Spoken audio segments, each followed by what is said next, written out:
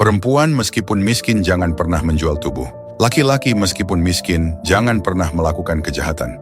Jika masih bisa bertahan di kota besar, jangan buru-buru pulang kampung.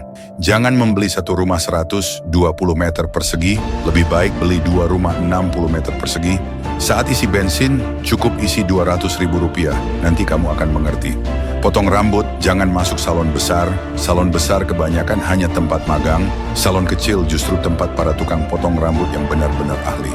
Keluarga dan teman mengadakan pesta, jika tidak ada yang memberitahu kamu, pura-puralah tidak tahu, dan jangan cari-cari kabar.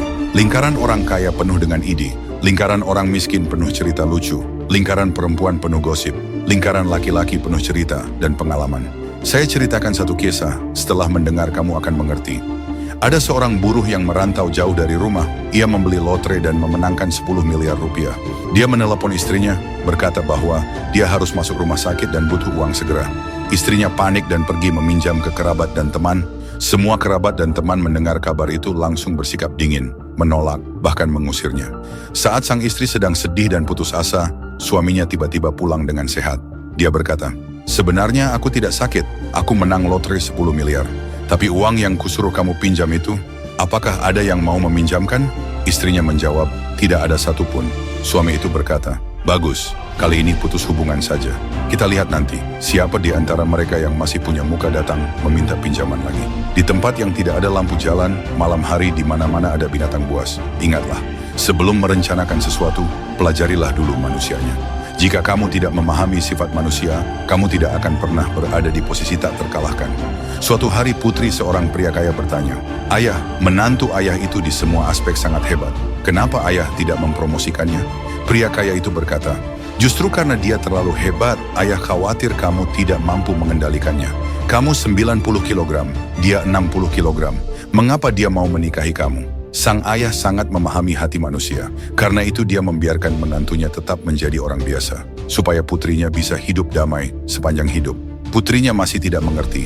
Ayahnya menjelaskan, 30 tahun lalu, di desa ayah mabuk dan sombong, mengatakan bahwa tahun itu ayah beternak ikan dan untung ratusan juta. Keesokan paginya, sebelum matahari terbit, kolam ikan kita sudah diberi racun oleh seseorang. Ikan mati hampir semua, ayah rugi besar. 5 tahun kemudian, ayah bangkit lagi, menikahi ibumu, punya kamu, dan membeli sebuah villa di Jakarta seharga lebih dari 50 miliar rupiah, dibayar tunai. Ayah tidak memposting apapun di media sosial, bahkan tidak memberitahu kakek nenekmu. Kerabat dan teman bertanya, "Bisnis sekarang bagaimana?" Ayah selalu menjawab, "Sekarang saya bekerja untuk orang lain, gaji cuma 5 juta, keluarga saya masih ngontrak." Kerabat dan teman mendengar itu semua sangat senang di dalam hati. Barulah sang putri benar-benar tersadar. Kamu kaya akan dibenci, kamu miskin akan diremehkan. Di depan orang yang kamu kenal, jangan pamer kekayaan, itu mengundang iri dan masalah. Di depan orang asing, jangan tampil miskin, karena dunia hanya menghargai yang terlihat pantas. Ingatlah selalu, kekayaan terletak pada cara berpikir, bukan pada kerja keras fisik. Keuntungan terletak pada posisi dan strategi, bukan pada keringat semata. Karena itu kamu harus mengangkat kepala melihat jalan, bukan hanya menunduk bekerja tanpa suyasan. Di dunia ini, hal yang paling kuat bukan uang, bukan kekuasaan, melainkan sebuah pola pikir.